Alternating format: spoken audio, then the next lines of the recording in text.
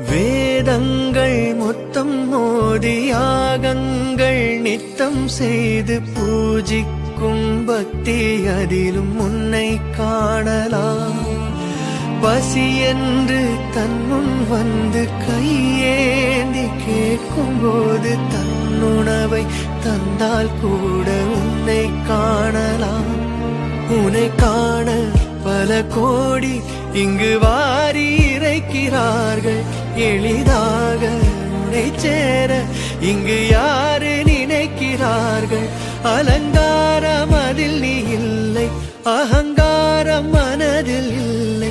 சிறு கள்ளம் கபடம் கலந்திடாத அன்பில் இருக்கிறாய். உணர்ந்தேன் உனையே